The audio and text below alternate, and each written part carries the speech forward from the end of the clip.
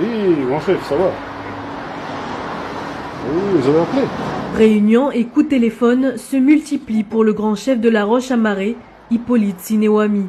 À l'autre bout du fil, le grand chef de la commune de Yingen. Il faut que je vous voie là parce que vous devez signer un document. Dans 11 jours, Inat Nekanaki, une organisation réunissant plusieurs chefferies, déclarera la souveraineté des chefferies de Kanaki, Amaré, Agour et Chaba. Ok, mais je passe tout à l'heure.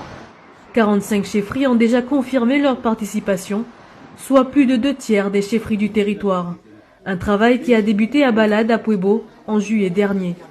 Inat Nekanaki, né en 2022, suite au congrès de Nanway, s'inscrit dans la continuité du Conseil des grands chefs mis en place en 1981.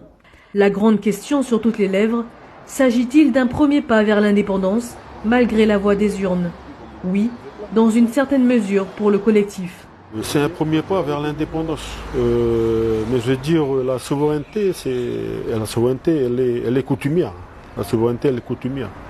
Ça pourrait aider aussi à arriver à l'indépendance. Mais ce qu'il faut bien comprendre, c'est que la souveraineté de chaque chefferie, c'est aussi travailler l'autonomie. Donc quand on parle d'autonomie, c'est l'autonomie alimentaire, c'est l'autonomie de gestion déjà. Ça veut dire qu'il faut que les chefferies soient aidées des moyens humains, matériels et puis financiers aussi. Quant à la déclaration d'indépendance avancée par le président de l'Union calédonienne, Daniel Goa, le collectif tient à relativiser. La déclaration coutumière, elle se veut d'abord des chefferies.